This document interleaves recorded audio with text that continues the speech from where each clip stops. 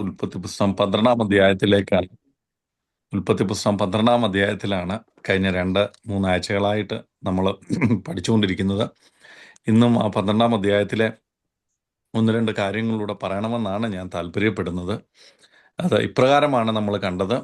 നമുക്ക് കാണാൻ കഴിയുന്നത് അബ്രഹാമിൻ്റെ ഈജിപ്തിലേക്കുള്ള യാത്രയെക്കുറിച്ചാണ് നമ്മൾ കണ്ടുകൊണ്ടിരുന്നത്. ദൈവഭക്തന്മാരായ പലരും പലപ്പോഴും ദൈവഹിതമാണെന്ന് മനസ്സിൽ വിചാരിച്ച് ചെയ്യുന്ന യാത്ര, അതിൽ ഉത്തമ ഉദാഹരണമാണ് അബ്രഹാമിൻ്റെ. ഈ കാര്യം നമ്മളെ പഠിപ്പിക്കുന്ന ഒരു കാര്യമുണ്ട്. എന്താണെന്ന് ചോദിച്ചാൽ, ഈജിപ്തിലേക്കുള്ള അബ്രഹാമിൻ്റെ യാത്ര അത് ദൈവഹിതമാണോ എന്ന് ചോദിച്ചാൽ നമുക്കറിയത്തില്ല. പക്ഷേ നമുക്കൊരു കാര്യം അറിയാം, അബ്രഹാം ആ യാത്ര ചെയ്തതുകൊണ്ട് തൻ്റെ ജീവിതത്തിൽ ഉണ്ടായ നഷ്ടങ്ങൾ പിന്നീട് തൻ്റെ ജീവിതത്തിൽ തൻ്റെ തലമുറകളിൽ അല്ലെങ്കിൽ ഇന്നും ആ സമൂഹം അനുഭവിച്ചുകൊണ്ടിരിക്കുന്ന പലതരത്തിലുള്ള പ്രതിസന്ധികൾ ഒക്കെ നമുക്ക് കാണാൻ കഴിയുന്നു. ഈ അബ്രഹാം ഈജിപ്തിൽ ഉള്ള യാത്ര നമ്മെ പഠിപ്പിക്കുന്നൊരു കാര്യമുണ്ട്. ദൈവത്തിൻ്റെ വാഗ്ദത്തങ്ങൾ നമ്മുടെ പരാജയങ്ങളെക്കാൾ വലുതാണ്. ഒരുപക്ഷെ വിളിയുള്ള നാം, തിരഞ്ഞെടുക്കപ്പെട്ട നാം, ദൈവിക ഇടപെടലുകൾ ഉണ്ടായ നാം, വിശ്വാസത്തിൻ്റെ യാത്ര തുടങ്ങിയ നാം, ഇങ്ങനെ നമ്മൾ പല മേഖലകളിലും ഒരുപക്ഷെ പരാജയപ്പെട്ടവരായിരിക്കാം ഇന്നെന്നെ കേൾക്കുന്നത്. അങ്ങനെ ആരെങ്കിലും പരാജയപ്പെട്ടവരാണ് എന്നെ കേൾക്കുന്നുണ്ടെങ്കിൽ ഒന്ന് ഓർക്കുക, ഈ അധ്യായം അല്ലെങ്കിൽ അബ്രഹാം നമ്മളെ പഠിപ്പിക്കുന്നൊരു കാര്യമുണ്ട്. എന്താണെന്നറിയാമോ? ദൈവത്തിൻ്റെ വാഗ്ദത്തങ്ങൾ നമ്മുടെ പരാജയങ്ങളെക്കാൾ വലുതാണ്. നമ്മൾ പരാജയപ്പെട്ടാൽ ദൈവം അവിടം കൊണ്ട് നിർത്തത്തില്ല. മറിച്ച് നമ്മൾ തെറ്റുകൾ ഏറ്റുപറഞ്ഞ് ദൈവസന്നിധിയിലേക്ക് മടങ്ങി വന്നാൽ ദൈവത്തിൻ്റെ കൃപയിൽ നമ്മളെ പുനഃസ്ഥാപിക്കും. അല്ലെങ്കിൽ ആ വാഗ്ദത്തത്തിൻ്റെ നിവൃത്തിക്കായി ദൈവം നമ്മളെ ഉപയോഗിക്കും എന്നുള്ളതിൻ്റെ ഉത്തമ ഉദാഹരണമാണ് ഈ യാത്ര. അതിൻ്റെ ഒന്നാമത്തെ പോയിൻ്റായിട്ട് ഞാൻ പറഞ്ഞത് ഇപ്രകാരമാണ്: ദൈവത്തിൻ്റെ വാഗ്ദത്തങ്ങൾ ജീവിതത്തിലെ പരീക്ഷകളെ ഒഴിവാക്കുന്നില്ല. പൊതുവെ നമ്മുടെ ക്രിസ്ത്യൻ സഹോദരീ സഹോദരന്മാർ അല്ലെങ്കിൽ മറ്റുള്ളവരുടെയൊക്കെ ഉള്ളൊരു വിചാരമാണ്, ഒരാൾ വിശ്വാസിയായാൽ അല്ലെങ്കിൽ ഒരാൾക്ക് ദൈവികാലോചന കേട്ടാൽ അല്ലെങ്കിൽ ദൈവം നമ്മളോട് ഒരു കാര്യം അരുളി ചെയ്താൽ പിന്നെ നമുക്ക് പരീക്ഷണങ്ങളും പ്രതികൂലങ്ങളും പ്രശ്നങ്ങളും ഒന്നുമില്ല എന്നാണ് നമ്മൾ വിചാരിക്കുന്നത്. പക്ഷെ ദൈവവചനം അങ്ങനല്ല പറയുന്നത്. നമ്മുടെ മാതൃകാപുരുഷനായ നമ്മുടെ രക്ഷിതാവും കർത്താവുമായ യേശുക്രിസ്തു പറഞ്ഞൊരു വാക്കുണ്ട്: ലോകത്തിൽ നിങ്ങൾക്ക് എന്തോ ഉണ്ട്? കഷ്ടമുണ്ട്. ധൈര്യപ്പെടുവീൻ, എന്നാൽ ഞാൻ ലോകത്തെ ജയിച്ചവനാകുന്നു. കർത്താവായ യേശുക്രിസ്തു പോലും ഈ ലോകത്തിലേക്ക് വന്നതൊരു പ്ലാൻ ആൻഡ് പർപ്പസിൻ്റെ ഭാഗമായിട്ടാണ്. പിതാവിനാൽ അയക്കപ്പെട്ട മാനവരാശിയെ രക്ഷിക്കുവാൻ വന്ന കർത്താവിന് പോലും പരീക്ഷണങ്ങളുണ്ടായിരുന്നു. ഒന്ന്, പിശാചിനാൽ പരീക്ഷിക്കപ്പെട്ടു എന്ന് പറയുന്നു.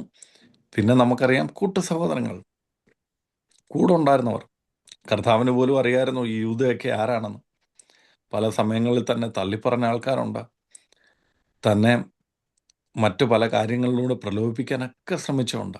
അങ്ങനെയെങ്കിൽ എന്നെ കേൾക്കുന്നവരെ, നമ്മുടെ ജീവിതത്തിലും ഓർക്കുക, ദൈവത്തിൻ്റെ വാഗ്ദത്തങ്ങൾ നമ്മുടെ ജീവിതത്തിൽ ഉണ്ടെങ്കിലും ദൈവത്തിൻ്റെ വാഗ്ദത്തങ്ങൾ ജീവിതത്തിലെ പരീക്ഷകളെ പരീക്ഷണങ്ങളെ ഒഴിവാക്കുന്നില്ല. അതിനാധാരമായിട്ട് നമ്മൾ കഴിഞ്ഞ ആഴ്ച 1-2 വാക്യങ്ങളൊക്കെ വായിച്ചു. യാക്കോബിൻ്റെ ലേഖനം 1-ാം അധ്യായം 2-3 വാക്യങ്ങളൊക്കെ നമ്മൾ വായിച്ചു. അത് നമ്മൾ കുറച്ച് വിവർത്തനം ചെയ്തു എന്ന് നിങ്ങൾക്കൊക്കെ അറിയാവുന്ന വാക്യങ്ങളാണത്. അതിനുശേഷം 1 കൊരിന്ത്യർ ലേഖനം 10-ാം അധ്യായത്തിലും ഇപ്രകാരമാണ് പറയുന്നത്. എന്താണെന്നറിയാമോ? അവിടെ പറയുന്നൊരു കാര്യം, 1 കൊരിന്ത്യർ ലേഖനം 10-ാം അധ്യായം.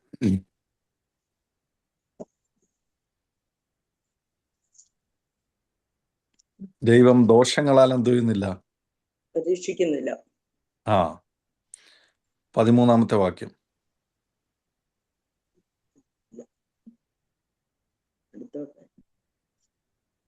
13-ാമത്തെ വാക്യം. കർത്താവിന്റെ നാമത്തെ വിളിച്ചപേക്ഷിക്കുന്ന ഏവനും രക്ഷിക്കപ്പെടും. 1 കൊരിന്ത്യർ 10:13. മനുഷ്യർക്ക് നടപ്പില്ലാത്ത പരീക്ഷകൾക്കോ നിങ്ങൾക്ക് നേരിട്ടിട്ടില്ല. ദൈവം വിശ്വസ്തൻ.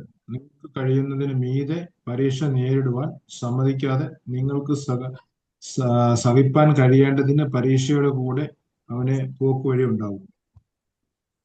കണ്ടോ? അതിന് പോക്കുവഴി ഉണ്ടാവും. ഉണ്ട്.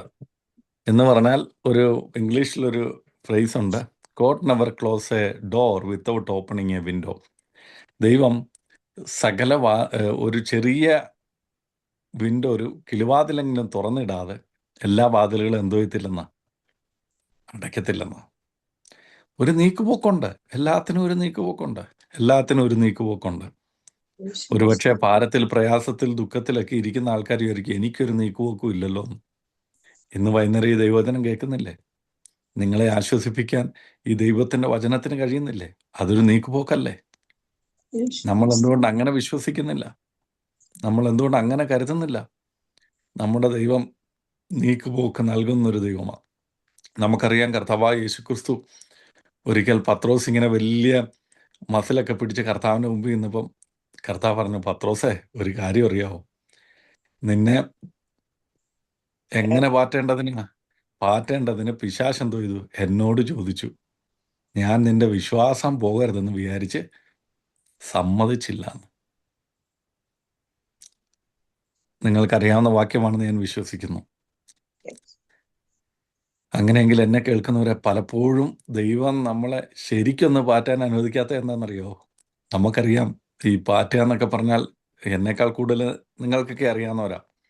പണ്ട് അമ്മച്ചിമാരൊക്കെ മുറത്തിൻ്റെ അകത്തൊക്കെ ഇങ്ങനെ എന്തെങ്കിലുമൊക്കെ വെച്ചിട്ട് ഇങ്ങനെ എന്തോ ചെയ്യും, മുറം ഇങ്ങനെ മേളിലോട്ടും താഴോട്ടും ഇതാക്കും. അപ്പം ഇതൊക്കെ കാണുമ്പം എനിക്കും ആഗ്രഹമുണ്ട് ഇതൊക്കെ ചെയ്യണമെന്ന്. പല പ്രാവശ്യം ഞാനും ഇച്ചിരി അരിയൊക്കെ ഇട്ട് മുറത്തിൻ്റെ അകത്തിട്ട് ഇങ്ങനെ ഇതാക്കും. പക്ഷെ നമ്മൾ പാറ്റുമ്പോൾ കല്ലല്ല പോകുന്നത്, പകരം അരിയാ പോകുന്നത്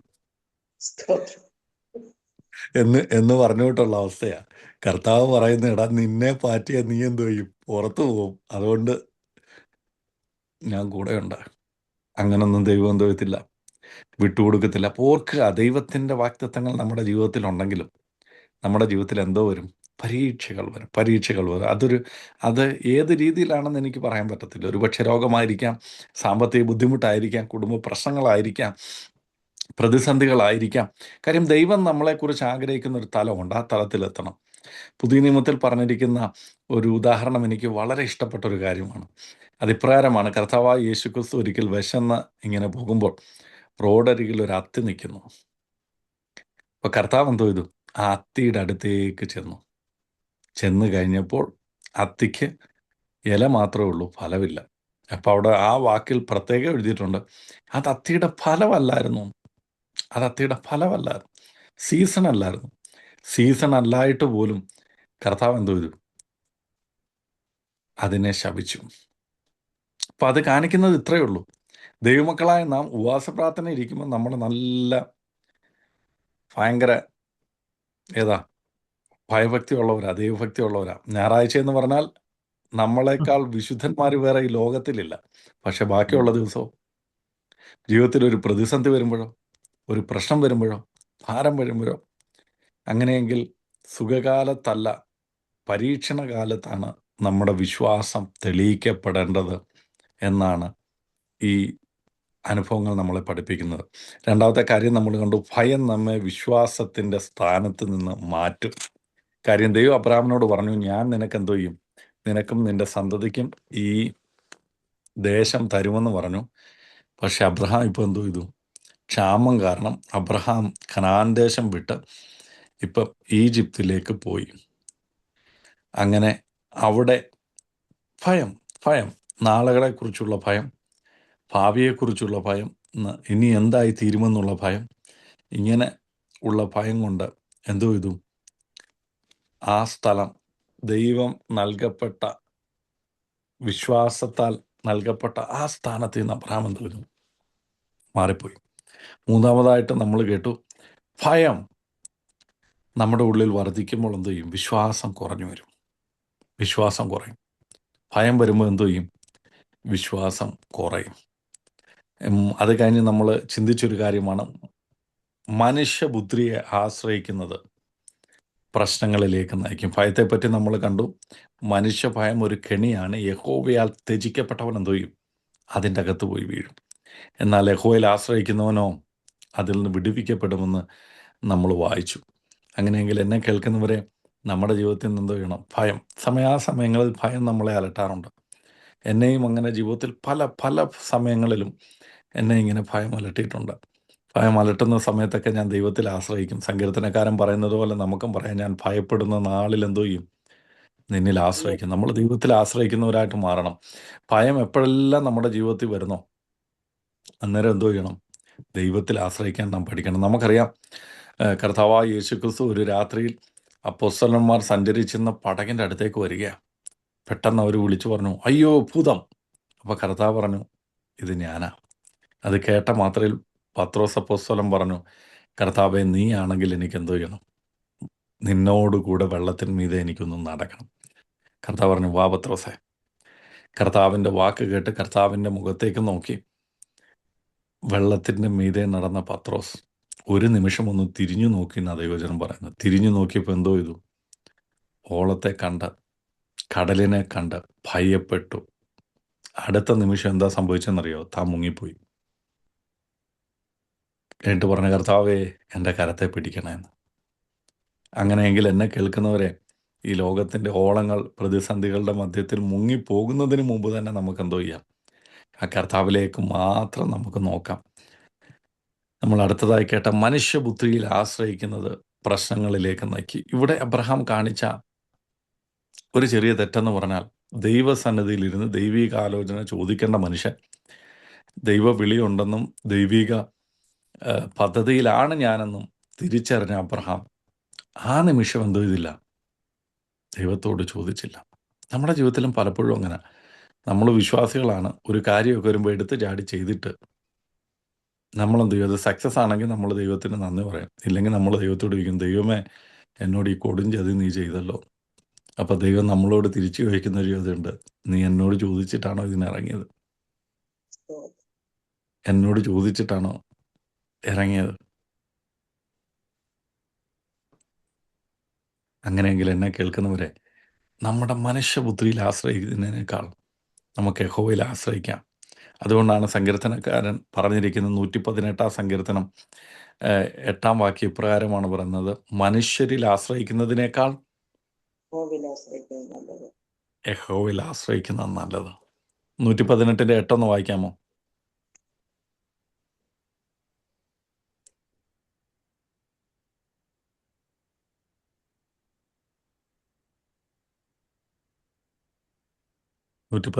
സങ്കീർത്തനം. മനുഷ്യനിൽ ആശ്രയിക്കുന്നതിനേക്കാൾ യഹോവയിൽ ആശ്രയിക്കുന്നത് നല്ലത്. അടുത്ത വാക്യമുണ്ട്, പ്രഭുക്കന്മാരിൽ ആശ്രയിക്കുന്നതിനേക്കാൾ യഹോവയിൽ ആശ്രയിക്കുന്നത് നല്ലത്. പ്രഭുക്കന്മാരിൽ ആശ്രയിക്കുന്നതിനേക്കാൾ യഹോവയിൽ ആശ്രയിക്കുന്നല്ല. അങ്ങനെയെങ്കിൽ എന്നെ കേൾക്കുന്നവരെ, നമുക്ക് ദൈവത്തിൽ നമുക്ക് ആശ്രയം വെക്കാം, ദൈവത്തിൽ ആശ്രയം വെക്കാം. ആമേൻ, ഹല്ലേലൂയ. ദൈവത്തിൽ ആശ്രയം വെക്കാം. ഇതാണ് അബ്രഹാം നമ്മളെ പഠിപ്പിക്കുന്ന മറ്റൊരു പാഠം. ഇനി അടുത്തതായിട്ട് പറഞ്ഞാൽ, നമുക്ക് ഈ അബ്രഹാമിൻ്റെ അനുഭവത്തിൽ നിന്ന് പറയാൻ കഴിയുന്നൊരു കാര്യം, നാം പരാജയപ്പെട്ടാലും ദൈവം വിശ്വസ്തനായിട്ട് നിൽക്കുന്നു. അബ്രഹാം ഇക്കാര്യത്തിൽ പരാജയപ്പെട്ടു. അവിടെ ചെന്നിട്ട് തനിക്ക് നല്ലൊരു ഇതല്ല, താൻ അവമാനിക്കപ്പെട്ടു. തൻ്റെ ഭാര്യ സഹോദരിയാണെന്ന് പറയേണ്ടി വന്നു. സാറ ഫറവോൻ്റെ കൊട്ടാരത്തിൽ പോകേണ്ടി വന്നു. പരാജയപ്പെട്ടൊരു അബ്രഹാം. ഒന്നാലോചിച്ച് നോക്കിയേ, നമ്മൾ കുടുംബമായിട്ടൊക്കെ താമസിക്കുന്നവരാ, ഫാമിലിയായിട്ടൊക്കെ താമസിക്കുന്നവരാ. എന്തെങ്കിലും ഒരു കാര്യത്തിന്, ഇതുപോലുള്ളൊരവസ്ഥയല്ല, ഏതെങ്കിലും ഒരു കാര്യത്തിന് ഒരു ചെറിയൊരു വഴക്കുണ്ടായി, ഭാര്യയുടെ സൈഡിൽ ഭർത്താവ് നിന്നില്ലെങ്കിൽ പിന്നെ തിരിച്ച് വീട്ടിൽ വരുമ്പോൾ ഉള്ള അവസ്ഥ എങ്ങനെയായിരിക്കും? ഇല്ല, ഭർത്താവിൻ്റെ സൈഡിൽ ഭാര്യ നിന്നില്ലെങ്കിൽ വീട്ടിൽ വന്ന ഉള്ള അവസ്ഥ എങ്ങനെയായിരിക്കും? നമുക്ക് ആലോചിക്കാവുന്നേ ഉള്ളൂ. ജീവിതകാലം മുഴുവൻ പിന്നെ അത് പറഞ്ഞുകൊണ്ടിരിക്കും. എങ്ങനെ? എങ്കിലും അന്ന് നിങ്ങൾ, എന്നിട്ടും നിങ്ങൾ ഈ വലിയ വാചകമൊക്കെ പറയുമെങ്കിലും അന്ന് നിങ്ങൾ, ഒരുപക്ഷെ ഭാര്യ പറഞ്ഞെന്നിരിക്കാം, ഭർത്താവ് പറഞ്ഞെന്നിരിക്കാം, ജീവിതകാലം മുഴുവൻ അബ്രഹാമിന് തല ഉയർത്തി നിൽക്കാൻ കഴിയാതെ വണ്ണം ഉള്ളൊരവസ്ഥ ഇപ്പം തൻ്റെ ജീവിതത്തിൽ, ഒരു പരാജയത്തിൻ്റെ അവസ്ഥ. പക്ഷേ എങ്കിലും ദൈവം വിശ്വസ്തനാണ്, ദൈവം വിശ്വസ്തനാണ്. അതുകൊണ്ടാണ് ലെമൻറ്റേഷൻ ഇപ്രകാരം പറഞ്ഞിരിക്കുന്ന 3-ാം അധ്യായം 22-23 വാക്യങ്ങൾ, വിലാപങ്ങളുടെ പുസ്തകം 3-ാം അധ്യായം 22-23 ഇപ്രകാരം പറയാം, നാം മുടിഞ്ഞു പോകാതിരിക്കുന്നത് ദൈവത്തിൻ്റെ ദയാകുന്നു. ദയയാകുന്നു. അവൻ വിശ്വസ്തനായതുകൊണ്ട്, ദൈവം തൻ്റെ ദയ കാണിക്കുന്നത് കൊണ്ട് നാം എന്തോ ഇന്നില്ല, നമ്മൾ പരാജയപ്പെട്ടാലും നമ്മൾ തളർന്നു പോകുന്നില്ല. 2 തിമോത്തിയോസ് ലേഖനം 2:13 അതിപ്രകാരമാണ് പറയുന്നത്, നാം അവിശ്വസ്തരായിരുന്നാലും അവൻ എന്തോ ചെയ്യുന്നു, വിശ്വസ്തനായി. വിശ്വസ്തരാകുന്നു. അങ്ങനെയെങ്കിൽ എന്നെ കേൾക്കുന്നവരെ, നമ്മുടെ പരാജയങ്ങളിൽ നാം എന്തോ ചെയ്യണം, ദൈവസന്നിധിയിലേക്ക് മടങ്ങി വരണം. അതാണ് അബ്രഹാം ചെയ്തത്. അബ്രഹാം ദൈവസന്നിധിയിലേക്ക് മടങ്ങി വന്നിട്ട് ദൈവം തൻ്റെ പരാജയത്തെ മാറ്റി വിശ്വസ്തനായിട്ട് ദൈവം അവിടെ നിന്നു. നമ്മുടെ പരാജയങ്ങൾക്ക് ദൈവത്തിൻ്റെ വിശ്വസ്തതയെ ഇല്ലാതാക്കാൻ കഴിയത്തില്ല. നാം മടങ്ങി വന്നാൽ തീർച്ചയായിട്ടും ദൈവം നമ്മളെ സഹായിക്കും. അടുത്തതായിട്ട് നമുക്ക് ഈ അനുഭവത്തിൽ നിന്ന് പറയാൻ കഴിയുന്ന ഒന്നാണ്, ദൈവം തൻ്റെ ഉടമ്പടിയും പദ്ധതി എന്തോ എന്നും സംരക്ഷിക്കുന്നു. കാര്യം ദൈവം അബ്രഹാമിന് കൊടുത്തൊരു വാക്കാ, നിനക്ക് ഒരു മകനുണ്ടാകും, അത് നിനക്ക് സാറായിൽ നിന്നുണ്ടാകും. ആ വാക്തത്വം നിവർത്തിക്കണമെങ്കിൽ അബ്രഹാം മരിക്കാൻ പാടില്ല, സാറ മറ്റൊരാളുടെ ഭാര്യയാകാൻ പാടില്ല. ഇവിടെ നമുക്ക് കാണാൻ കഴിയുന്നത്, ദൈവം തൻ്റെ വാക്തത്വങ്ങളിൽ വിശ്വസ്തനായി തൻ്റെ ഉടമ്പടി നിവർത്തിക്കാൻ കഴിവുള്ള ഒരു ദൈവമായിട്ട് തൻ്റെ ഉടമ്പടിയെ, തൻ്റെ വാക്കുകളെ, അതുകൊണ്ടാണ് ദൈവവചനം പറയുന്നത്, അവൻ മനുഷ്യനല്ല, അവൻ വാക്ക് മാറത്തില്ല, അവൻ ഇന്നലെയും ഇന്നും എന്നേക്കും അനന്യനായ ദൈവമാണെന്ന് ദൈവവചനം നമ്മളെ പഠിപ്പിക്കുന്നു. അങ്ങനെയെങ്കിൽ എന്നെ കേട്ടവരെ ഓർക്കുക, ജീവിതത്തിൻ്റെ പ്രതിസന്ധി വരുമ്പോൾ നമ്മൾ വിചാരിക്കും, ദൈവം എന്നെ വിട്ട് മറന്നുപോയോ, ദൈവം എന്നെ ഓർക്കുന്നില്ലേ, എൻ്റെ കാര്യങ്ങൾക്ക് അല്ലെങ്കിൽ എൻ്റെ പ്രശ്നങ്ങൾക്ക് എന്താണൊരു പരിഹാരമില്ലാത്തതെന്നൊക്കെ നമ്മൾ ചിന്തിച്ചിരിക്കും. പക്ഷെ ദൈവം അങ്ങനല്ല. ഇന്ന് നിങ്ങൾ ഈ എൻ്റെ ശബ്ദം കേൾക്കുന്നെങ്കിൽ നിങ്ങൾ ഓർത്തിരിക്കേണ്ട ഒരു വാക്യമുണ്ട്. യെശയ്യാ പ്രവാചകന്റെ പുസ്തകം 46-ാം അധ്യായം 10-ാം വാക്യം. യെശയ്യാവ് മെരീബയിലെ പോലെ മസാനാളിനെ പോലെ നിങ്ങളുടെ ഹൃദയം കഠിനമാണ്. യെശയ്യാ പ്രവാചകന്റെ പുസ്തകം 46-10 ഐസയ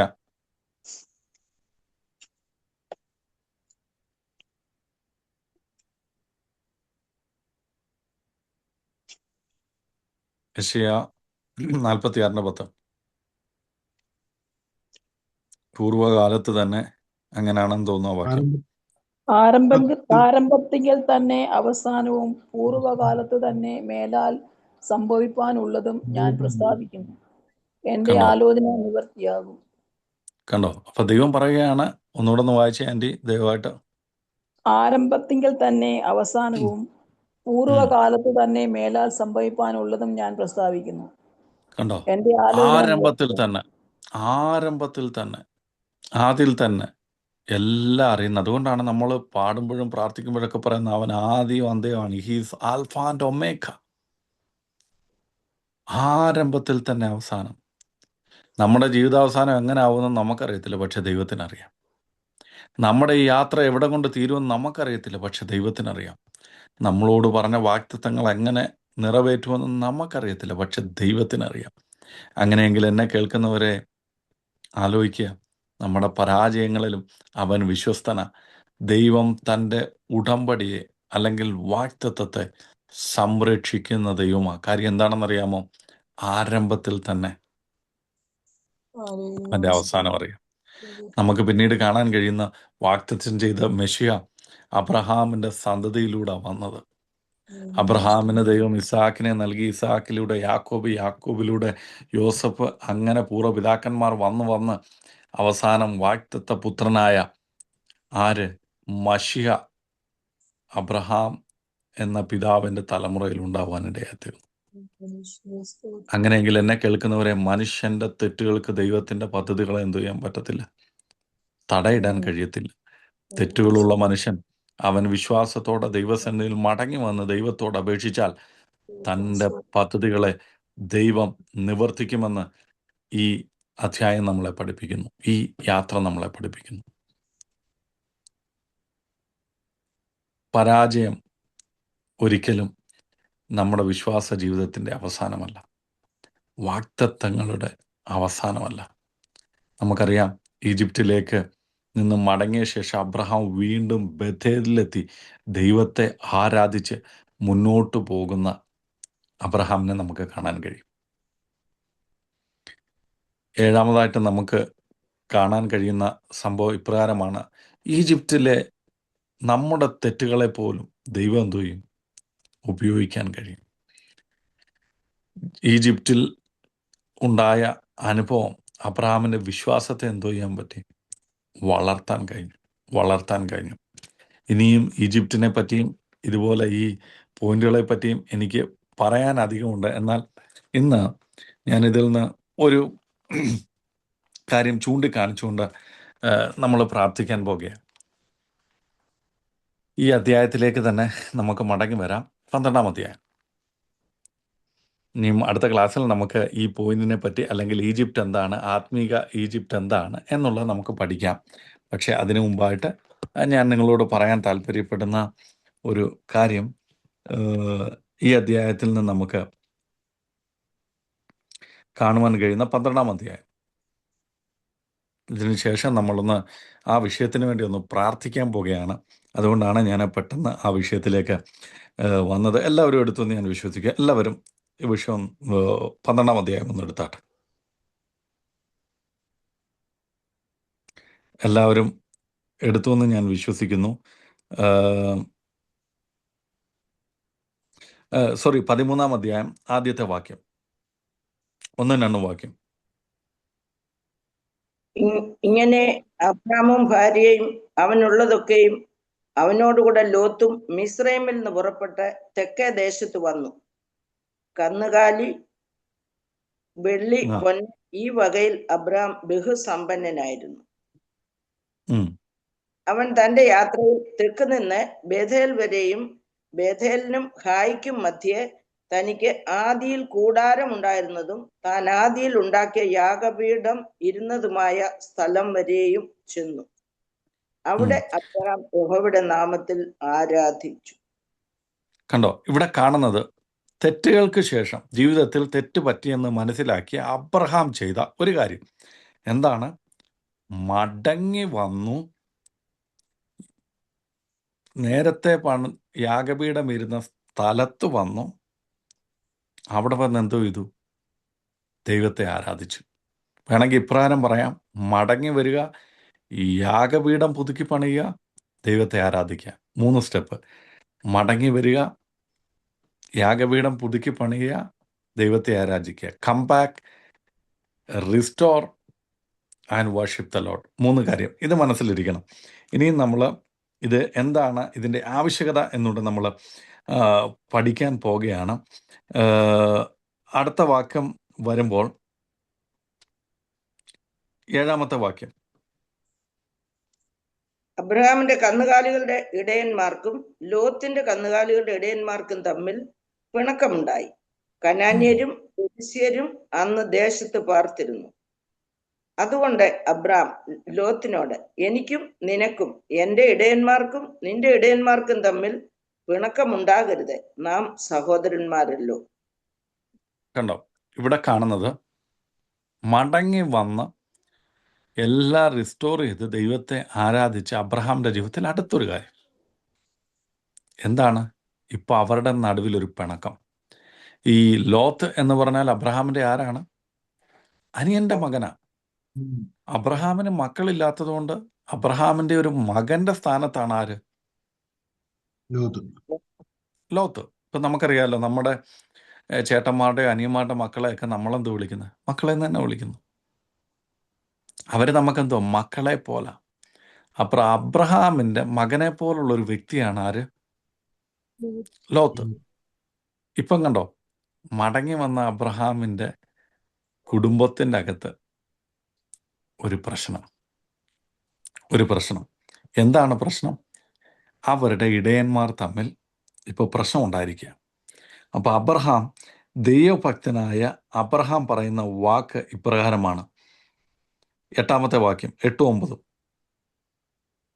അതുകൊണ്ട് അബ്രഹാം ലോത്തിനോട്, എനിക്കും നിനക്കും എന്റെ ഇടയന്മാർക്കും നിന്റെ ഇടയന്മാർക്കും തമ്മിൽ പിണക്കമുണ്ടാകരുത്, നാം സഹോദരന്മാരല്ലോ. ദേശമെല്ലാം നിന്റെ മുൻപാകെ ഇല്ലയോ?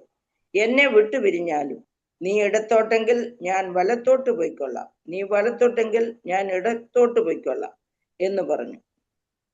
ആ ഇതൊക്കെ നമുക്കറിയാവുന്ന ഒരു പാസേജ് അല്ലേ? അതെ. അപ്പം അബ്രഹാം, ദൈവാശ്രയായ അബ്രഹാം ഇപ്പം താൻ ലോത്തിനോട് പറയാണ്, നീ എൻ്റെ സഹോദരനാ, നമ്മൾ തമ്മിൽ എന്തോ ചെയ്യാൻ പാടില്ല, പിണക്കം പാടില്ല. അതുകൊണ്ട് നീ എന്തോ ചെയ്യും? You take A decision. കാര്യം ദൈവം കൂടുള്ളവന് ഒരു വിശ്വാസം ഉണ്ടെന്നറിയാമോ? എൻ്റെ നഷ്ടങ്ങളെ ലാഭമാക്കി മാറ്റാൻ കഴിയുന്നൊരു ദൈവം. ദൈവം കൂടുള്ളവൻ എന്തോ ചെയ്യും? അവന് തോൽവിയല്ല, ആ തോൽവിയിലും ദൈവം കൂടുള്ളവന് അവൻ്റെ വിജയം കാണാൻ കഴിയും. അതുകൊണ്ട് അബ്രഹാം പറയുക, എൻ്റെ കൂടെ ദൈവമുണ്ട്, നീ ഇഷ്ടമുള്ള പ്രദേശം നീ തിരഞ്ഞെടുത്തോ, നീ ഇടത്തോട്ടെങ്കിൽ ഞാൻ വലത്തോട്ട്. അടുത്തത് നമ്മൾ കാണാൻ കഴിയുന്ന വാക്ക്, അതാണ് എന്നെ വളരെയേറെ ചിന്തിപ്പിച്ചത്. 10-ാമത്തെ വാക്യം. അപ്പോൾ ലോത്ത് നോക്കി, യോർദാൻ അരികെയുള്ള പ്രദേശമൊക്കെയും നീരോട്ടമുള്ളതെന്ന് കണ്ടു. യഹോവ സോദോമിനെയും ഗോമോറയും നശിപ്പിച്ചതിനു മുമ്പ് അത് യഹോവയുടെ തോട്ടം പോലെയും സോവർ വരെ മിസ്രൈം ദേശം പോലെയും ആയിരുന്നു. ലോത്ത് യോർദാൻ അരികെയുള്ള പ്രദേശമൊക്കെയും തിരഞ്ഞെടുത്തു. ഇങ്ങനെ ലോത്ത് കിഴക്കോട്ട് യാത്രയായി അവർ തമ്മിൽ പിരിഞ്ഞു. കണ്ടോ, ഇവിടെ ലോത്ത് ഒരു തിരഞ്ഞെടുപ്പ് നടത്തുക. ഏത് ദേശമാണ് ലോത്ത് തിരഞ്ഞെടുത്തത്? സോദോമും ഗോമോറയും. എങ്ങനെയുള്ള ദേശമാണ് ലോത്ത് തിരഞ്ഞെടുത്തത്? നീരോട്ടമുള്ളത്. അത്രേ നമ്മൾ ഇതുവരെ വായിച്ചിട്ടുള്ളൂ. പക്ഷെ അതിൻ്റെ എൻഡിലൊരു വാക്കൂടെ പറഞ്ഞിട്ടുണ്ട്, മിസ്രൈം ദേശം പോലെയായിരുന്നു. കണ്ടോ? നിങ്ങളത് വായിച്ചോ? ബൈബിളിലൊന്ന് അടയാളപ്പെടുത്തിയിടണം. മിസ്രൈമ് വരുന്നത് കണ്ടോ? എനിക്ക് അബ്രഹാമിനോട് ചോദിക്കാനുള്ളൊരു ചോദ്യം, അബ്രഹാമേ, ഈ ലോത്തിനെങ്ങനെ മിസ്രൈം അറിയാം? എങ്ങനെ അറിയാം?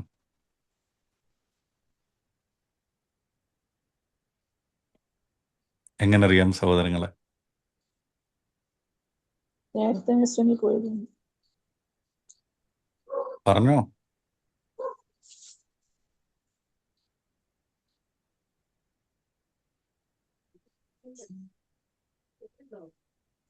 എങ്ങനെ ലോത്തിന് ഈ മിസ്രൈം അറിയാം?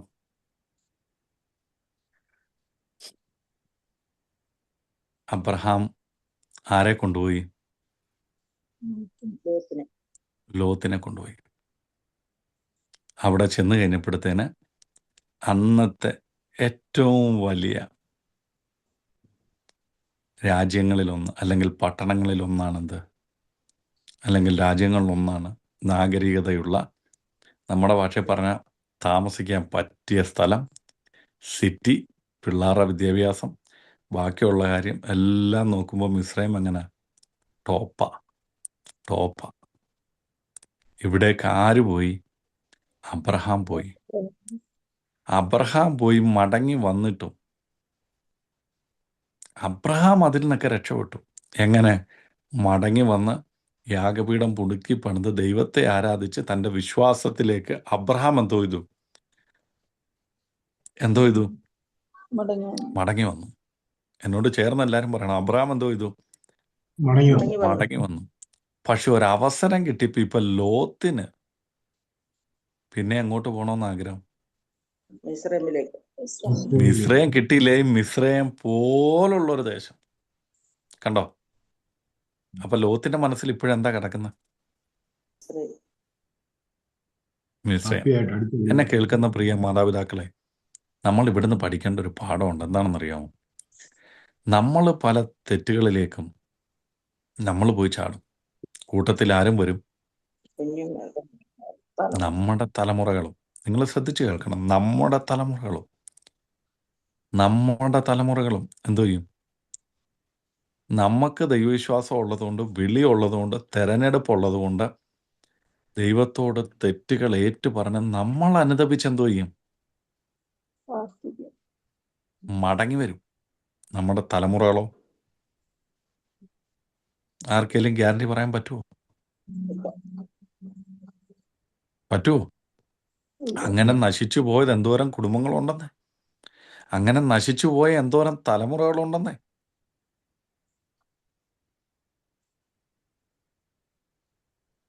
ഫോർ എക്സാമ്പിൾ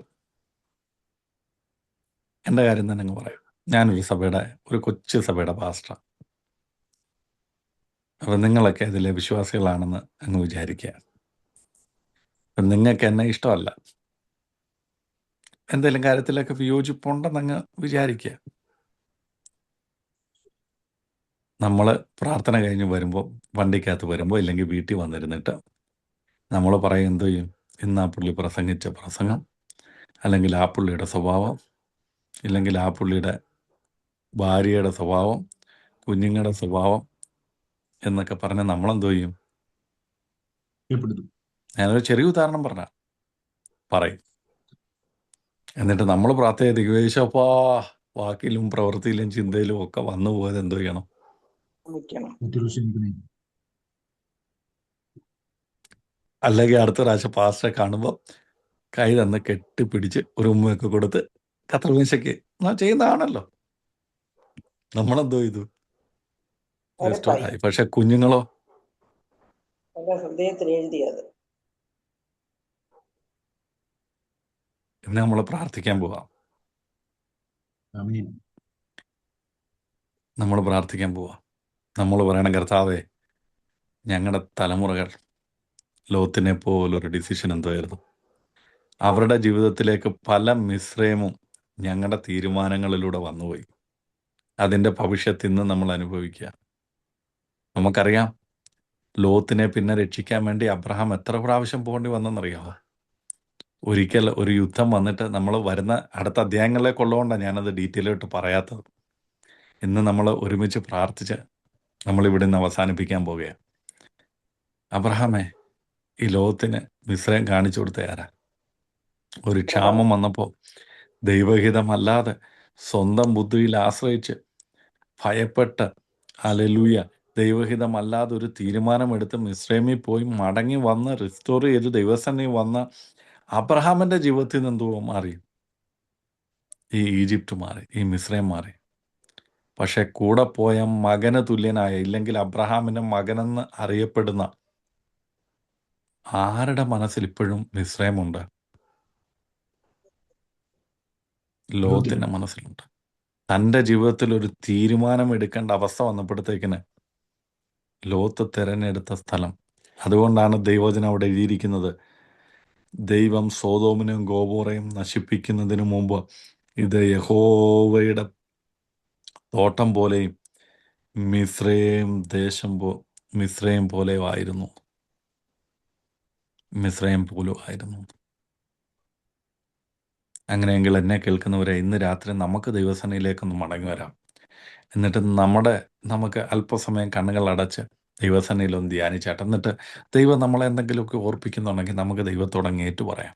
കർത്താവിനോട് പറയാം, കർത്താവെ, ഞാൻ എടുത്ത തീരുമാനങ്ങൾ, പല പ്രവൃത്തികൾ, എൻ്റെ വായിൽ നിന്ന്, എൻ്റെ ഹൃദയത്തിൽ നിന്ന് വന്നുപോയ വാക്കുകൾ, കർത്താവെ, പലപ്പോഴും എൻ്റെ തലമുറകളെ, കർത്താവെ, ദൈവസന്നിധിയിൽ അകറ്റിക്കളയുന്ന മിസ്രൈമിൻ്റെ കാര്യങ്ങളിലേക്ക് എടുത്തുകൊണ്ട് പോകുന്ന. അടുത്ത ക്ലാസ്സിൽ നമ്മൾ മിസ്രൈം എന്താണെന്ന് നമുക്ക് കുറച്ചുകൂടി ഡീറ്റെയിൽ ആയിട്ട് പഠിക്കാം. അപ്പം നിങ്ങൾക്ക് മനസ്സിലാകും എന്താണ് മിസ്രൈം, ബൈബിള് പറയുന്ന മിസ്രൈം എന്താണെന്ന്. അങ്ങനെയെങ്കിൽ ഇന്ന് രാത്രികാലം നമുക്കൊരു കാര്യം ചെയ്യാം. നമുക്ക് ഹല്ലേലൂയ, അബ്രഹാമിനെ പോലെ ഒന്ന് മടങ്ങി വരാം. മടങ്ങി വരിക മാത്രമല്ല, നമ്മുടെ തലമുറകൾക്കും വേണ്ടി നമുക്കൊന്ന് പ്രാർത്ഥിക്കാം. ഹല്ലേലൂയ. അവരൊരു ഡിസിഷൻ എടുക്കേണ്ട സമയത്ത്, അവരുടെ ജീവിതത്തിൽ ഒരു തീരുമാനം എടുക്കേണ്ട സമയത്ത്, അവരുടെ ജീവിതത്തിൻ്റെ പ്രതിസന്ധി ഘട്ടങ്ങളിൽ അവർ ദൈവത്തിൻ്റെ മുഖത്തേക്ക് നോക്കി തീരുമാനമെടുക്കുന്നവരായി മാറട്ടെ. ഹല്ലേലൂയ. സൊദോം ഗോമോറയെ പോലെ, അല്ലെങ്കിൽ ഹല്ലേലൂയ മിസ്രൈമിനെ പോലുള്ളൊരു സ്ഥലമെന്നല്ല. ഹല്ലേലൂയ. ആ മിസ്രൈം ആരാ കാണിച്ചു കൊടുത്തത്? അബ്രഹാം കാണിച്ചു കൊടുത്തതാ. അബ്രഹാമിൻ്റെ കൂടെ പോയിട്ടാ ലോത്ത് അത് കണ്ടത്. അബ്രഹാമിൻ്റെ കൂടെ ചെന്നിട്ടാ മിസ്രൈമിനെ കുറിച്ച് ലോത്ത് അറിഞ്ഞത്. അബ്രഹാമിൻ്റെ കൂടെ പോയിട്ടാ മിസ്രൈമിനെ സ്നേഹിക്കാൻ ഹല്ലേലൂയ ലോത്ത് പഠിച്ചത്.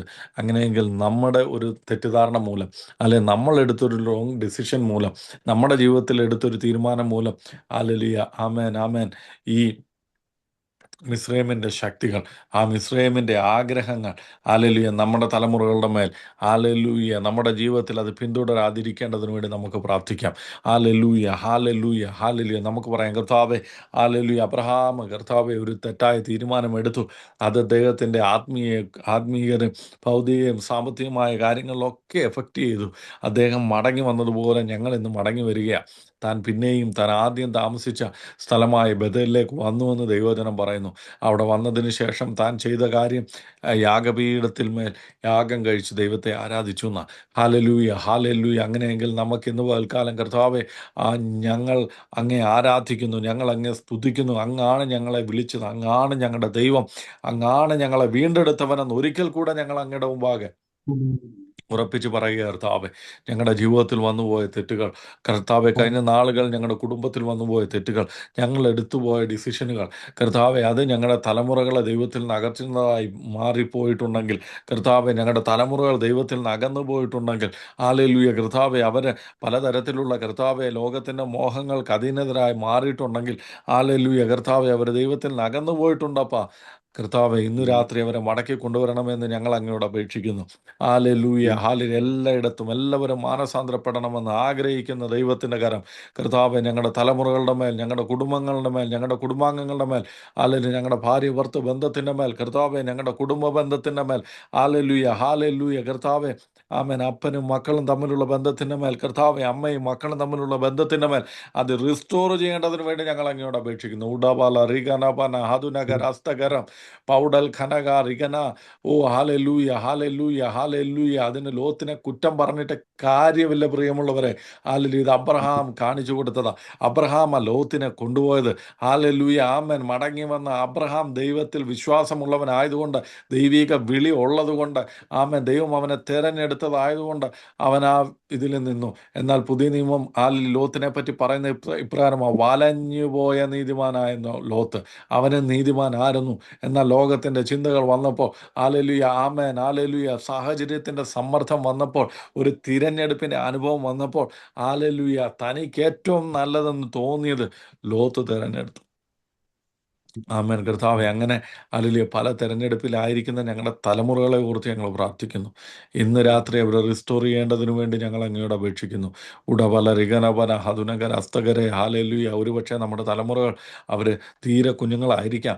അവർക്ക് ഇന്ന് ഇതിനെപ്പറ്റിയുള്ള കാര്യങ്ങളൊന്നും അറിയത്തില്ലായിരിക്കാം. എങ്കിലും നമുക്ക് അവരെ ദൈവരങ്ങളിലേക്ക് ഏൽപ്പിച്ചു കൊടുത്തുകൊണ്ട് പ്രാർത്ഥിക്കാം. കർത്താവെ, ഞങ്ങളുടെ തെറ്റായ തീരുമാനങ്ങൾ ഞങ്ങളുടെ തലമുറകൾക്ക്, കർത്താവെ, ഹല്ലേലൂയ, അവരെടുക്കുന്ന ഡിസിഷനുകൾ ദൈവിക പ്രകാരമുള്ള ഡിസിഷൻ ആകട്ടെ. അവരുടെ വിദ്യാഭ്യാസം, ഹല്ലേലൂയ, അവരുടെ ഭാവി, കർത്താവെ, അവരുടെ ജോലി, ഹല്ലേലൂയ, കർത്താവെ, അവരുടെ എല്ലാ മേഖലകളിലും. Yes, yes, yes, yes, yes Lord, yes Lord, yes Lord, yes Lord. ആമേൻ, ആമേൻ, ആമേൻ, ആമേൻ. ഇന്ന് രാത്രികാലം, കർത്താവെ, അങ്ങ് ഞങ്ങളുടെ കുടുംബത്തിൽ ഒരു റിസ്റ്റോറേഷൻ നടത്തുന്ന ഒരു മടങ്ങിവരവിൻ്റെ അനുഭവം, കർത്താവെ, ഹല്ലേലൂയ, ഞങ്ങളുടെ ബന്ധങ്ങളെ പുനർക്രമീകരിക്കുന്ന, ഹല്ലേലൂയ, ഹല്ലേലൂയ, ഒരു ദിവസമാക്കി, ഒരു രാത്രിയാക്കി അങ്ങ് തീർക്കേണ്ടതിന് വേണ്ടി ഞങ്ങൾ അങ്ങയോട് അപേക്ഷിക്കുന്നു. ഹല്ലേലൂയ. ഉടബാല റിഗന ബന ഹതുനഗരെ ഹസ്തുകരം പൗഡൽ ഖനക റിഗന ഉടബാ റിഗനഗ രാജകര ഔടകര അംദനരഗനം. ഹാലലൂയ, ഹാലലൂയ, ഹാലലൂയ. അങ്ങ് ഞങ്ങളെ സഹായിക്കണമേ കർത്താവേ, അങ്ങ് ഞങ്ങളെ സഹായിക്കണമേ കർത്താവേ. ഹാലലൂയ, ഹാലലൂയ, ഹാലലൂയ. യേശുവിൻ്റെ നാമത്തിൽ തന്നെ ആമേൻ, ആമേൻ. ഞാൻ ഈ അബ്രഹാമിനെ പറ്റിയാണ് കഴിഞ്ഞ 2 ക്ലാസ്സുകളിൽ പറഞ്ഞത്. ഇന്ന് നമ്മൾ ലോത്ത് എങ്ങനെയാണ് സോദോം ഗോമോറയെ തിരഞ്ഞെടുക്കാനുള്ള ഒരു റീസൺ നമ്മൾ ഇന്ന് കേൾക്കുവാനിടയായി തീർന്നു. ഈ പോർഷനെ സംബന്ധിച്ച് ആർക്കെങ്കിലും എന്തെങ്കിലും ഡൗട്ടുണ്ടോ? Is there any doubt or questions? ഞാൻ ഈ പറഞ്ഞതിൽ നിന്ന് അടുത്ത ക്ലാസ്സിൽ നമ്മൾ മിസ്രൈമിനെ പറ്റി കുറച്ചുകൂടെ ഡീറ്റെയിൽ ആയിട്ട് പഠിക്കാം. ഇതുകൊണ്ട് തീർന്നിട്ടില്ല. അബ്രഹാമിൻ്റെ ജീവിതത്തിൽ ഈ മിസ്രൈം ഉണ്ടാക്കിയ ഡാമേജുകളെ പറ്റി ഇനിയും തുടർന്നുള്ള ക്ലാസ്സുകൾ നമ്മൾ പഠിക്കും. അതിനു മുമ്പായിട്ട് ആർക്കെങ്കിലും എന്തെങ്കിലും സംശയം ഉണ്ടെങ്കിൽ ചോദിക്കാനുള്ള അവസരമാണ്.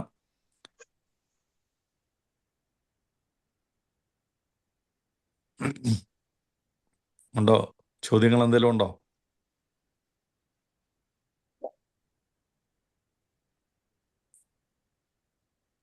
ഞങ്ങൾ പൊതുവെ പഠിപ്പിക്കുന്ന സമയത്ത് പറയാറുള്ളത് 2 കാര്യമാണ്. ഒന്നെങ്കിൽ ഞാൻ പറഞ്ഞതെല്ലാം നിങ്ങൾക്ക് മനസ്സിലായി, ഇല്ലെങ്കിൽ ഒന്നും മനസ്സിലായിട്ടില്ല.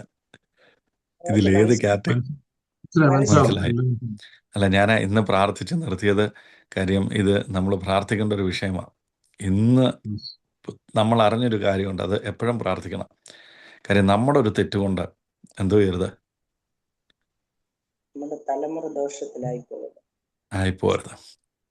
ഞാൻ ഈ താമസിക്കുന്ന വീട്, ഞങ്ങൾക്ക് ഒരു കൊച്ചു നാനി ഫ്ലാറ്റ് ഉണ്ട്. ഒരു കൊച്ചു നാനി ഫ്ലാറ്റ് എന്ന് വെച്ചാൽ ഒരാൾക്ക് താമസിക്കാൻ കഴിയുന്ന ഒരു ഒരു വീട്. വേണമെങ്കിൽ ഒരു ഫാമിലിക്ക് താമസിക്കാം, പക്ഷേ ഞങ്ങളെപ്പോഴും ബാച്ചിലേഴ്സിനെയാണ് പ്രിഫർ ചെയ്യുന്ന. ഒരു കൊച്ചു റൂം, ഒരു ചെറിയൊരു ഹോൾ റൂം, പിന്നെ ഒരു കിച്ചൺ വിത്ത് ടോയ്ലറ്റ്. ഇതിനോട് ചേർന്ന് തന്നെ തൊട്ട് ഇത്. പിന്നെ നടുക്കൊരു കാർ പാർക്കിംഗ് ഉണ്ട്, അതിൻ്റെ ഇത്. അപ്പം ഞങ്ങളത് റെൻറ്റിന് കൊടുക്കാറുണ്ട്. റെൻറ്റിന് കൊടുക്കുന്ന സ്ഥലമാണ്. പക്ഷേ അത് റെൻറ്റിന് കൊടുക്കുന്ന സമയത്ത് അഡ്വർടൈസ്മെൻ്റ് ഇടും. ഇപ്പോൾ അവിടെ ആളില്ല, കുറേ നാളായി ആൾക്കാരില്ല. കൊടുക്കുന്ന സമയത്ത് അഡ്വർടൈസ് ചെയ്യും, ആൾക്കാർ വന്ന് കാണും. പക്ഷേ there are some terms and condition എനിക്കുണ്ട്. അപ്പം ഞാൻ അവരോട് പറയും, ഇതിൻ്റെ അകത്ത് എന്ത് വരുത്, മദ്യപിക്കരുത്, ഇതിൻ്റെ അകത്ത് എന്ത് വരുത്, പുക വലിക്കരുത്. അപ്പം ഇവിടുത്തുകാരെ പറ്റി അറിയാമല്ലോ, വീക്കെൻഡ് ആയിക്കഴിഞ്ഞാൽ അവർക്ക് മദ്യമില്ലാത്ത ഒരു സംഭവമില്ല. പിന്നെ മിക്കവാറും യൗവനക്കാരും അല്ലെങ്കിൽ എല്ലാവരും സിഗരറ്റ് വലിക്കുന്നവരാണ്. അപ്പോൾ പലർക്കും ഇത് പറയുമ്പോൾ അവർക്ക് എന്ത് ചെയ്യും, ഭയങ്കര ദേഷ്യം എന്നോട്. ചിലവർ എന്നോട് ഓപ്പൺലി ചോദിച്ചിട്ടുണ്ട്, ഇതെന്താ നിങ്ങൾ ഇങ്ങനെ? അപ്പം ഞാൻ അവരോട് പറയാറുള്ളൊരു കാര്യം, ഇത് ദൈവം എനിക്ക് തന്നതാണെന്ന് ഞാൻ വിശ്വസിക്കുന്ന ഒരാളാണ്. ഈ വീട് ഞങ്ങൾക്ക് ദൈവം തന്നത്.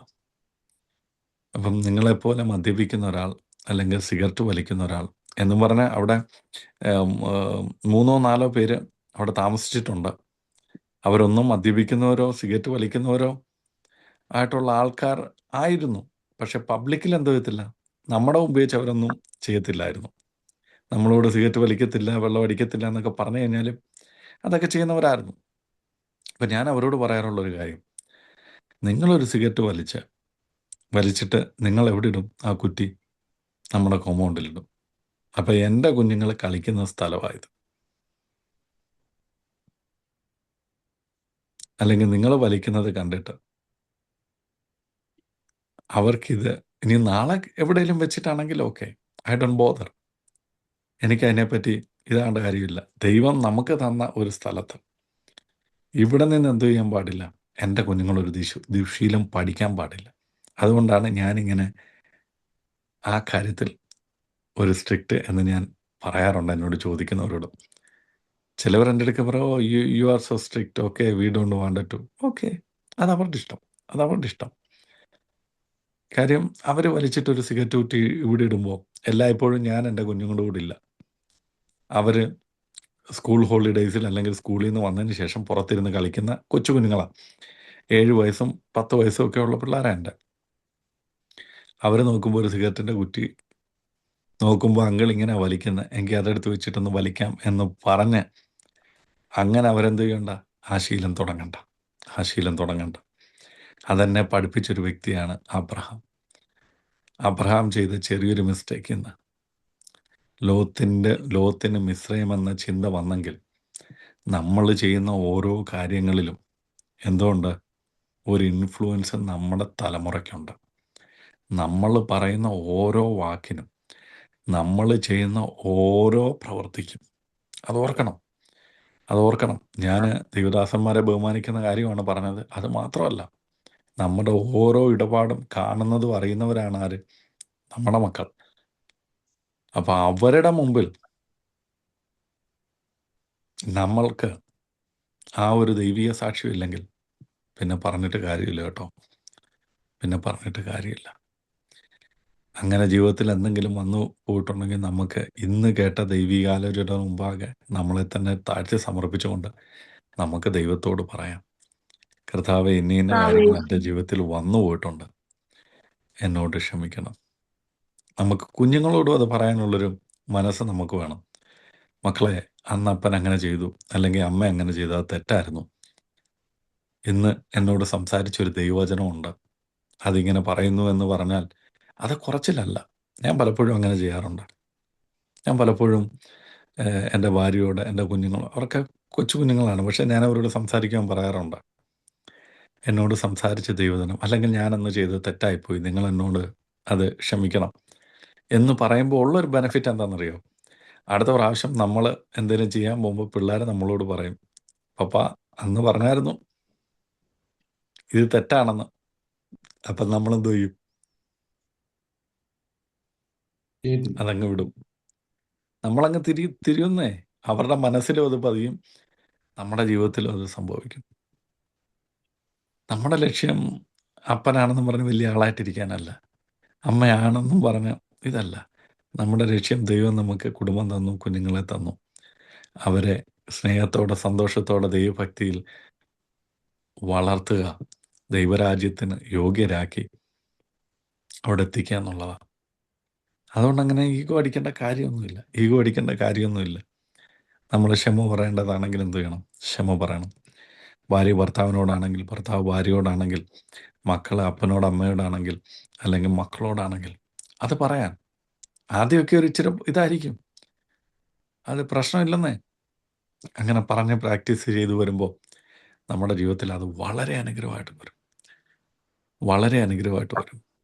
ആമേൻ. അത് കുഞ്ഞുങ്ങളും നമ്മളൊരു ദൈവഭക്തി ഉള്ളവരാണെന്ന് മനസ്സിലാക്കി, ഒരു യഥാർത്ഥ ദൈവഭയം ഉണ്ടെന്ന് മനസ്സിലാക്കി, ദൈവവചനത്തിന് നമ്മളോട് സംസാരിക്കാൻ കഴിയുമെന്ന് മനസ്സിലാക്കി. എൻ്റെ ജീവിതത്തിൽ ഒരു 2 വർഷത്തിന് മുമ്പ് ഞാൻ പറഞ്ഞല്ലോ, ഞങ്ങളുടെ ചർച്ചിൽ ഒരു ഗെയിം നടന്ന സമയത്ത് ഒരു ചെറിയ ഒരു ഇഷ്യൂ ഉണ്ടായി. ഇഷ്യൂ എന്ന് വെച്ചാൽ ഒരു ആർഗ്യുമെൻ്റ്. ഞങ്ങൾ കളിയെല്ലാം നിർത്തി. ഞങ്ങളുടെ കൂട്ടത്തിലുണ്ടായിരുന്ന ഒരു സഹോദരൻ, അദ്ദേഹം വിശ്വാസിയല്ല, പക്ഷെ പ്രാർത്ഥനയ്ക്ക് വരുന്ന ഒരാളാണ്. അപ്പോൾ ഞാൻ ആർഗ്യുമെൻറ്റിലൊന്നും നിന്നില്ല, അങ്ങ് പോയി. ഞാനാണ് ബാറ്റ് ചെയ്തുകൊണ്ടിരുന്നത്, അദ്ദേഹമാണ് ബോൾ ചെയ്തുകൊണ്ടിരുന്നത്. അങ്ങ് മടങ്ങിപ്പോയി. അതിനുശേഷം നെക്സ്റ്റ് വീക്കിൽ ഞാൻ ദൈവവചനം സംസാരിച്ചുകൊണ്ടിരുന്നപ്പോൾ ദൈവം എന്നോട് ഇടപെട്ടു. അന്ന് അദ്ദേഹം പ്രാർത്ഥനയ്ക്ക് വന്നിട്ടില്ല. ഞാൻ നേരെ അദ്ദേഹത്തിൻ്റെ വീട്ടിൽ പോയി. ഞാൻ അദ്ദേഹത്തോട് ക്ഷമ പറഞ്ഞു. അദ്ദേഹം ചാടി എന്നിട്ട് എന്നോട് പറഞ്ഞു, പാസ്റ്റർ നിങ്ങൾ അങ്ങനെ പറയരുത്. ഞാൻ പറയും. നിങ്ങൾ എന്നോട് ക്ഷമ പറയരുത്. ഞാൻ ക്ഷമ പറയും. പുള്ളി എൻ്റെ ക്ഷമ അക്സെപ്റ്റ് ചെയ്യുന്നില്ല. പുള്ളി പറഞ്ഞു, നിങ്ങളങ്ങനൊന്നും പറയരുത്, നിങ്ങളൊരു പാസ്റ്ററാണ്. ഞാൻ പറഞ്ഞു, അതെ, ഞാൻ പാസ്റ്ററായി ഇരുന്നിട്ട് പോലും ഞാൻ അങ്ങനെ ചെയ്യാൻ പാടില്ലായിരുന്നു ബ്രദറെ, അതാണ് എൻ്റെ വിഷമം. പുള്ളി പറഞ്ഞു, പാസ്റ്ററെ നിങ്ങളത് വിട്. ഞാൻ പറഞ്ഞില്ല, അങ്ങനെ വിടാൻ പറ്റത്തില്ല. നിങ്ങൾ എന്നോട് ക്ഷമിക്കണം. അദ്ദേഹം എന്നോട് ക്ഷമിച്ചു. അദ്ദേഹം ഒരു വിശ്വാസി ആയിരുന്നെങ്കിൽ ഞാൻ അദ്ദേഹത്തോട് പറഞ്ഞതിനെ നിങ്ങൾ എനിക്ക് വേണ്ടി പ്രാർത്ഥിക്കാൻ. പക്ഷെ ഞാൻ പ്രാർത്ഥിച്ചു. ഞങ്ങളിന്നും വളരെ സ്നേഹവും സന്തോഷവും സമാധാനമായിട്ട് ആ റിലേഷൻഷിപ്പ് പോകുന്നു. ഒരു പക്ഷേ അത് വർഷങ്ങൾക്ക് ശേഷം എപ്പോഴെങ്കിലും അദ്ദേഹം ഒരുപക്ഷെ പറയുമായിരിക്കും, എന്നോട് വന്ന് ക്ഷമ പറഞ്ഞിട്ടുള്ള ദൈവദാസന്മാരെ എനിക്കറിയാം. അങ്ങനെയെങ്കിൽ എന്നെ കേൾക്കുന്നവരെ, ദൈവവചനം കേൾക്കുമ്പോൾ നമ്മുടെ ജീവിതത്തെ നമ്മൾ എന്ത് ചെയ്യണം? മാറ്റിമറിക്കണം.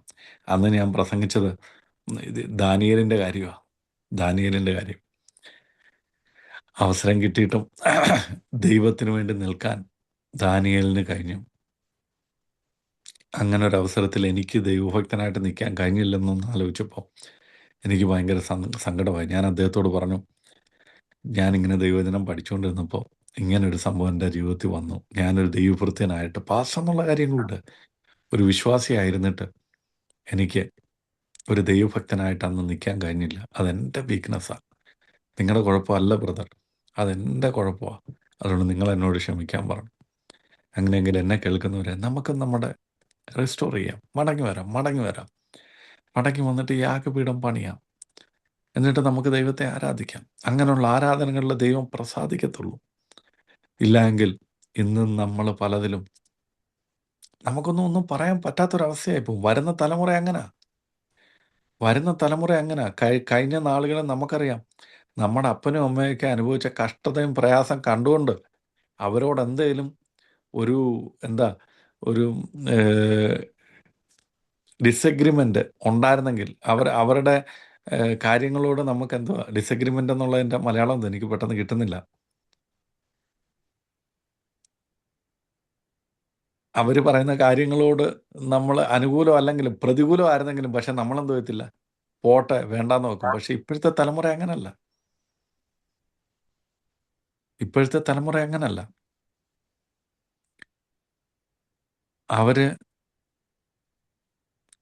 അവർക്ക് നമ്മുടെ കാര്യങ്ങളൊന്നും അറിയണ്ട. അവർ ഇവാലുവേറ്റ് ചെയ്യുന്ന നമ്മളെയാ. അവർ പറയും, മമ്മിക്ക് എങ്ങനെ ചെയ്യാമെങ്കിൽ എനിക്ക്. ഞാൻ കൂടുതലും ഫേസ് ചെയ്യുന്ന കാര്യങ്ങളൊന്നാണ് പിള്ളേർ മൊബൈലിൽ കളിക്കുന്നു എന്ന് പറയുന്ന പേരൻസ്. അപ്പോൾ അവരോട് സംസാരിക്കുമ്പോൾ പിള്ളേർ പറയുന്നത്, അപ്പനും അമ്മയും എപ്പോഴും മൊബൈലിലാണ്, പിന്നെ ഞങ്ങൾ. അപ്പോൾ ഒരു പേരൻസ് ഇങ്ങനെ പറഞ്ഞ് ഞാൻ കേട്ടിട്ടുണ്ട്, എടാ ഞങ്ങൾ ജോലിയൊക്കെ ചെയ്തൊന്ന് റിലാക്സ് ചെയ്യാൻ വേണ്ടിയാ മൊബൈൽ കാണുന്നതെന്ന്. അപ്പോൾ അവരൊന്ന് സ്കൂളിൽ പോയി പഠിച്ചൊക്കെ കഴിയുമ്പോൾ ഞങ്ങൾക്കൊരു റിലാക്സേഷൻ വേണ്ടേ? അപ്പോൾ ഇതിലാരാ കുറ്റക്കാർ? എന്നെ കേൾക്കുന്നവർ. അതുപോലെ നിങ്ങൾ നോക്കിക്കോ, നമ്മൾ കൊണ്ടുപോയ ഈജിപ്റ്റ്, നമ്മൾ മടങ്ങി വന്നു, പക്ഷെ ഇപ്പോഴും അടിമകളായിട്ട് തലമുറകൾ ജീവിക്കുന്നു. അങ്ങനെയെങ്കിൽ ഇന്ന് ഈ രാത്രി അതിനുവേണ്ടിയുള്ളതാ. നമുക്ക് മടങ്ങി വന്ന് ദൈവത്തോട് ക്ഷമ പറയാം. കർത്താവേ, ഇങ്ങനെ നമ്മൾ പറയത്തില്ലേ, അവൻ്റെ അപ്പം പറയുന്നത് പോലെ സംസാരിക്കുന്നത് പോലെ അവൻ സംസാരിക്കുന്നത്, അവിടെ അമ്മ പറയുന്നത് പോലെ അവളും പറയുന്നത്. എങ്ങനെയാ ഇത് കിട്ടിയത്? നമ്മൾ പറഞ്ഞത് കുഞ്ഞുങ്ങൾ കേട്ട് അവരെന്തോ ചെയ്തു? പറയാൻ തുടങ്ങി. നമ്മൾ പ്രവർത്തിക്കുന്നത് കണ്ട് കുഞ്ഞുങ്ങൾ കേട്ടെന്തോ ചെയ്തു? പ്രവർത്തിക്കാൻ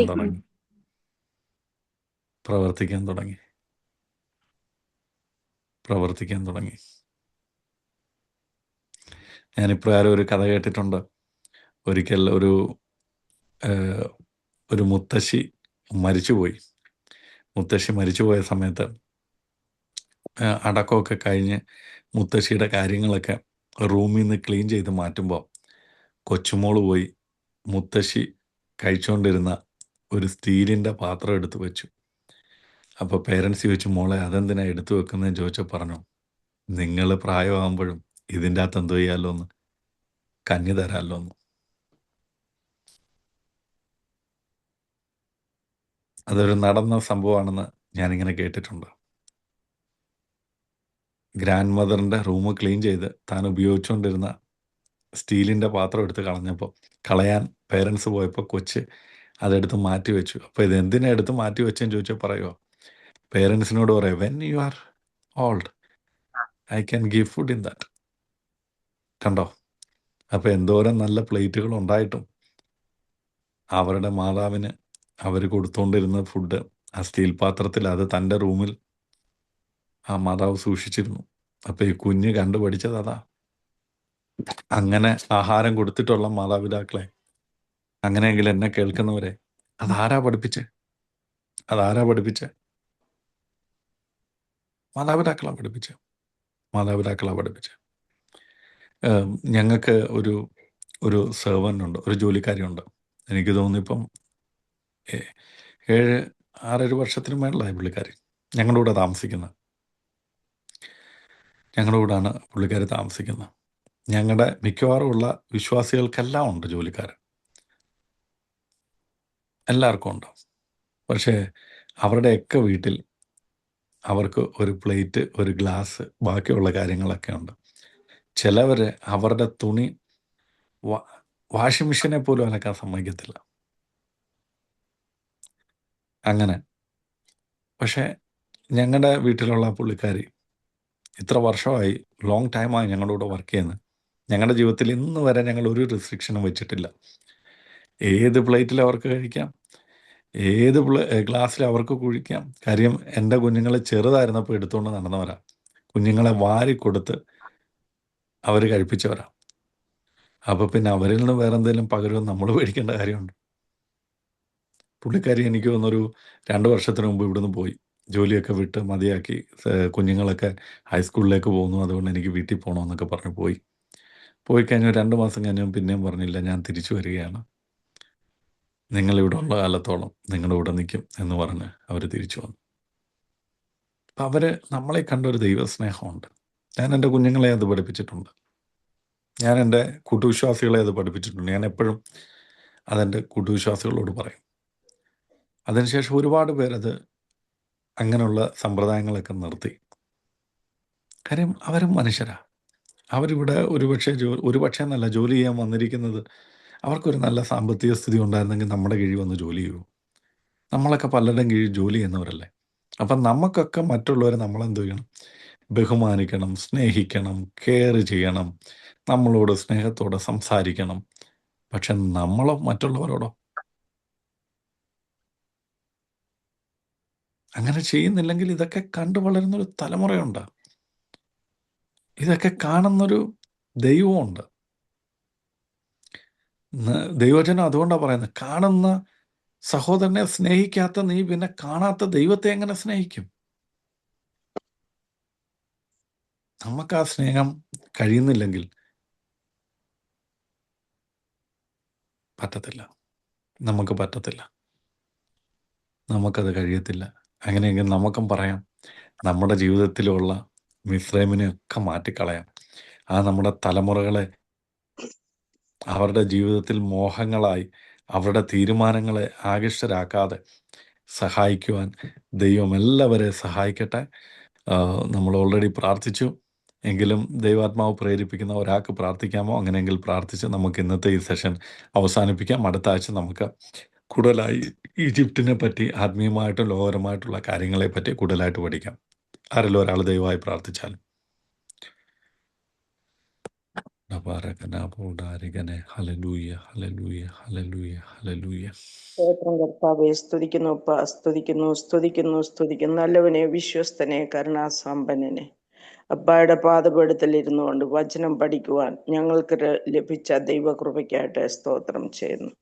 വചനം പഠിപ്പിക്കുവാൻ പരിശുദ്ധാത്മാവ് സാറിനെ എടുത്ത് ഉപയോഗിച്ചു. ഞങ്ങൾക്ക് കൽപ്പിച്ചു തന്ന വചനം കർത്താവേ, ഞങ്ങൾക്ക് എല്ലാവർക്കും അത് അനുഗ്രഹത്തിന് മുഖാന്തരമാക്കണമേ. ഞങ്ങൾക്ക് ഞങ്ങളുടെ തലമുറകൾക്കും കർത്താവേ, ഹല്ലേലൂയ, വിടുതലിനും അനുഗ്രഹത്തിനും ഈ വചനം മുഖാന്തരമാക്കണമേ എന്ന് ഞങ്ങൾ അങ്ങയോട് അപേക്ഷിക്കുകയാണ് കർത്താവേ. ഞങ്ങളുടെ കഴിഞ്ഞ കാലങ്ങളിൽ അറിഞ്ഞും അറിയാതെയും വന്നു പോയിട്ടുള്ള എല്ലാ പിഴകളും ക്രിസ്തുയേശുവിന്റെ നാമത്തിൽ ഞങ്ങളോട് ക്ഷമിക്കണമേ അപ്പ. ഹല്ലേലൂയ. ഞങ്ങളുടെ കുഞ്ഞുങ്ങൾക്ക് മാതൃകയുള്ളവരായി ജീവിപ്പാൻ ഹല്ലേലൂയ കർത്താവ് ഞങ്ങളെ തുണയ്ക്കണമേ എന്ന് പ്രാർത്ഥിക്കുന്നു. കടന്നു വന്ന എല്ലാ മക്കളെയും അവരുടെ കുടുംബങ്ങളെയും തലമുറകളെയും ക്രിസ്തുയേശുവിന്റെ നാമത്തിൽ അനുഗ്രഹിക്കുന്നു. പ്രത്യേകിച്ചും സാറിനെ അനുഗ്രഹിച്ച് പ്രാർത്ഥിക്കുകയാണ്, സാറിന്റെ കുടുംബത്തെ അനുഗ്രഹിക്കുകയാണ്, കുഞ്ഞുങ്ങളെ അനുഗ്രഹിക്കുകയാണ്.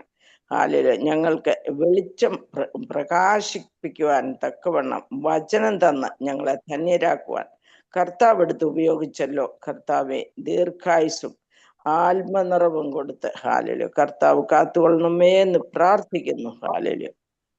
എല്ലാ വിഷയങ്ങളുടെ മേലും കർത്താവ് ജയം എടുത്ത് തരുന്നതിനായിട്ട് സ്തോത്രം ചെയ്യുന്നു. സകല മഹത്വവും അവിടുത്തേക്ക് തരുന്നു. സകലവും ഞങ്ങൾക്ക് ജീവൻ തന്ന യേശു ക്രിസ്തുവിൻ നാമത്തിൽ താഴ്മയായിട്ട് ചോദിക്കുന്നു. കൃപയുണ്ടായി കേൾക്കണമേ നല്ല പിതാവേ.